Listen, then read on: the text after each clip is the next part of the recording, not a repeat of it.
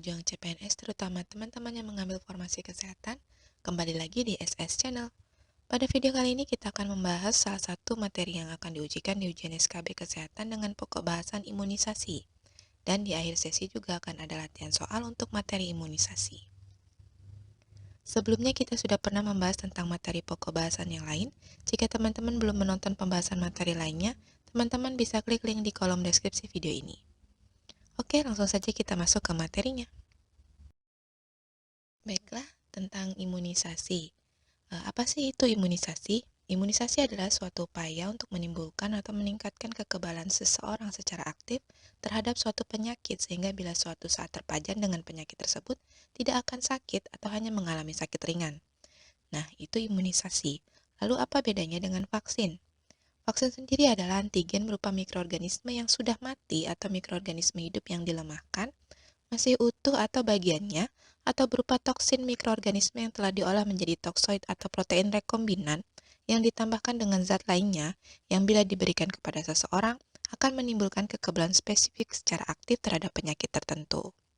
Lalu dasar hukum yang berkaitan dengan imunisasi yaitu Undang-Undang Nomor 36 Tahun 2009 tentang Kesehatan, yaitu pasal 130 yang berbunyi, pemerintah wajib memberikan imunisasi lengkap kepada setiap bayi dan anak. Lalu pada pasal 132 ayat 3, setiap anak berhak memperoleh imunisasi dasar sesuai dengan ketentuan yang berlaku untuk mencegah terjadinya penyakit yang dapat dihindari melalui imunisasi.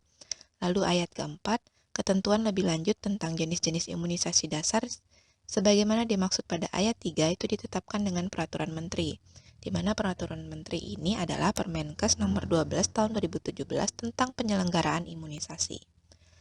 Nah, lalu macam-macam imunisasi berdasarkan penyelenggaraannya itu terbagi menjadi dua, yaitu imunisasi program dan imunisasi pilihan. Imunisasi program adalah imunisasi yang diwajibkan kepada seseorang sebagai bagian dari masyarakat dalam rangka melindungi yang bersangkutan dan masyarakat dari penyakit yang dapat dicegah dengan imunisasi. Sedangkan imunisasi pilihan adalah imunisasi lain yang tidak termasuk dalam imunisasi program, namun bisa diberikan kepada bayi, anak, dan dewasa sesuai dengan kebutuhannya. Baiklah, untuk imunisasi program yang tadi kita bahas itu terbagi lagi menjadi tiga, yaitu imunisasi rutin, imunisasi tambahan, dan imunisasi khusus. Imunisasi rutin itu sendiri terbagi lagi menjadi dua bagian, yaitu imunisasi dasar dan imunisasi lanjutan. Imunisasi dasar diberikan pada bayi sebelum usia 1 tahun. Di sini teman-teman bisa melihat jenis-jenis vaksin yang diberikan dan kapan pemberiannya. Yang pertama, bayi usia 0-24 jam atau kurang dari 24 jam diberikan vaksin hepatitis B. Nah, di sini ada keterangan di mana sebelum diberikan hepatitis B, harus diberikan vitamin K 2-3 jam sebelumnya untuk mencegah terjadinya perdarahan. Lalu untuk usia 1 bulan diberikan BCG dan polio 1, usia 2 bulan diberikan vaksin DPT-HB HIV 1 dan polio 2, usia 3 bulan diberikan DPT-HB HIV 2 dan polio 3, usia 4 bulan diberikan DPT-HB HIV 3 dan polio 4 serta IPV, di mana DPT-HB HIV ini adalah 5 antigen yaitu D, P, THB, dan HIV yang disatukan dalam satu buah vaksin sehingga bayi akan memperoleh 5 antigen dalam satu kali suntikan sehingga akan lebih efektif. Sedangkan IPV adalah vaksin polio yang diberikan secara injeksi. Sedangkan polio 1, polio 2, polio 3, dan polio 4 itu diberikan secara oral sehingga nama lainnya itu adalah OPV atau oral vaksin polio. Lalu untuk usia 9 bulan itu diberikan vaksin campak. Lalu di sini ada keterangan di mana BCG itu adalah untuk TBC, vaksin DPT untuk difteri, pertusif, dan tetanus, di mana pertusif di sini adalah nama lain dari batuk lejan atau batuk 100 hari. Lalu HB untuk hepatitis B dan HIV untuk hemophilus influenza tipe B. Lanjutan diberikan pada anak di bawah 2 tahun, anak usia sekolah dasar, dan wanita usia subur. Untuk anak di bawah 2 tahun, untuk usia 18 bulan diberikan vaksin DPT-HB HIV, di mana pemberiannya itu adalah 12 bulan dari DPT-HB HIV 3. Lalu vaksin campak, di mana pemberiannya itu harus 6 bulan dari dosis pertama. Lalu untuk anak usia sekolah dasar diberikan pada kelas 1 SD, kelas 2 SD, dan kelas 5 SD. Di mana kelas 1 SD jenis vaksinnya itu berupa campak dan DT. yang diberikan pada bulan Agustus dan November, lalu kelas 2 STTD diberikan pada bulan November, dan kelas 5 STTD diberikan pada bulan November. DT itu adalah difteri tetanus, dan TD adalah tetanus dan difteri. Bedanya apa? Jadi bedanya adalah dari segi jumlah dosis difterinya. Jadi pada TD itu huruf D-nya lebih kecil yang menandakan dosis vaksin difterinya itu lebih kecil dibandingkan dari vaksin DT. Vaksin tetanusnya dosisnya sama. Lalu berikutnya untuk wanita usia subur, di sini ada status imunisasi T1, T2, T3, T4, dan T5. Di sini tidak semua wanita harus memperoleh vaksin wanita usia subur. Jadi vaksin yang dimaksud di sini adalah vaksin TT atau tetanus toksoid. Jadi pada kondisi kapan kita tidak perlu menerima vaksin TT adalah ketika status imunisasi kita adalah T5.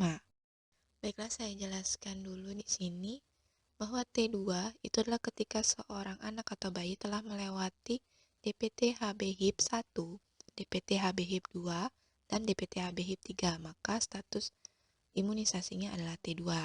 Sedangkan untuk T3, status imunisasi T3 itu ketika anak sudah melewati DPT HB HIP lanjutan. Lalu untuk status imunisasi T4 dan T5 ketika anak usia sekolah dasar sudah melewati vaksin DT dan TD. Nah, jadi kesimpulannya, jika kita belum lengkap status imunisasinya atau belum mencapai T5, maka diberikanlah vaksin TT atau tetanus toksoid. Lalu untuk jenis imunisasi program yang kedua yaitu imunisasi tambahan. Di sini imunisasi tambahan tidak diwajibkan bagi seseorang untuk memperoleh imunisasi tambahan.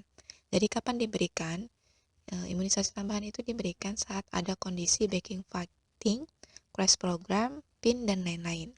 Jadi backing fighting itu adalah ketika suatu desa tidak mencapai UCI atau Unit Child Immunization, yaitu adalah ketika ada beberapa anak yang tidak memperoleh imunisasi yang lengkap secara 2 tahun berturut-turut. Jadi dalam 2 tahun berturut-turut tersebut ada bayi atau anak-anak yang tidak lengkap imunisasi dasarnya, sehingga dilakukanlah imunisasi tambahan. Sedangkan cash program yaitu ketika suatu desa tidak memenuhi UCI selama 3 tahun berturut-turut. Lalu PIN yaitu Pekan Imunisasi Nasional ketika pemerintah menyarankan melakukan imunisasi serentak. Misalnya pada saat kita pandemi corona saat ini, maka seluruh rakyat wajib untuk mendapatkan vaksin tanpa perlu melihat apakah kita sudah lengkap imunisasi dasar atau lanjutannya. Lalu selanjutnya imunisasi khusus yaitu seperti meningokokus, demam kuning, rabies. Ini contohnya adalah ketika kita mengunjungi sebuah daerah yang pandemik tertentu, misalnya meningokokus, maka kita perlu melakukan vaksin meningokokus. Baiklah, selanjutnya kita bahas vaksin. Di sini ada data terkait vaksin dasar yang diberikan pada bayi. Di sini ada juga suhu kestabilan dari vaksin-vaksin tersebut. Lalu untuk provinsi, kabupaten atau kota, puskesmas atau pustu, bidan desa atau UPK, ini merupakan alur distribusi dari vaksinnya. Jadi misalnya vaksin polio didistribusikan ketika disimpan di provinsi, maka harus disimpan pada suhu min 15 derajat Celcius sampai dengan min 25 derajat Celcius. Ini merupakan suhu untuk vaksin dengan sensitif panas. Lalu, tapi ketika sudah sampai di puskesmas atau pustu, maka bisa disimpan di suhu 2 derajat Celcius sampai dengan 8 derajat Celcius untuk vaksin yang sensitif beku. Khusus untuk hepatitis B, ketika distribusi sudah sampai bidan desa, maka penyimpanan bisa pada suhu ruang. Lalu pada tabel selanjutnya, di sini ada jenis vaksin, dosis, cara pemberian, dan tempatnya. Di sini bisa dibaca ya teman-teman untuk jenis vaksin dan cara pemberiannya. Lalu masuk ke tabel berikutnya, di sini ada masa pemakaian vaksin sisa. Jadi di sini untuk vaksin polio masa pemakaiannya itu adalah 2 minggu. Untuk DPT HB HIP masa pemakaiannya 4 minggu. Untuk DT masa pemakaiannya juga 4 minggu, BCG masa pemakaiannya 3 jam, campak masa pemakaiannya 6 jam, IPV masa pemakaian 4 minggu, dan TD juga masa pemakaiannya 4 minggu. Lalu untuk sasaran imunisasi pada bayi, di sini jenis imunisasinya ada usia pemberiannya, jumlah pemberian, dan interval minimal. Untuk hepatitis B, itu usia pemberian 0-7 hari diberikannya 1 kali. BCG itu usia pemberiannya 1 bulan diberikan 1 kali. Untuk polio baik IPV, DPT-HB, dan HIV, itu untuk polio atau IPV diberikan pada usia 1, 2, 3, 4 bulan, diberikan sebanyak 4 kali. Untuk DPT-HB HIV, 2, 3, 4 bulan diberikan sebanyak 3 kali. Dengan interval waktu minimal pemberian itu 4 minggu. Untuk campak itu usia pemberian 9 bulan dan diberikan dalam jumlah 1 kali. Baiklah, selanjutnya adalah bagian imunitas aktif dan imunitas pasif. Di sini imunitas itu ada imunitas alami dan imunitas pasif. Imunitas alami itu adalah tubuh membuat antibodinya sendiri. Imunitas alami sendiri ada aktif alamiah dan aktif buatan.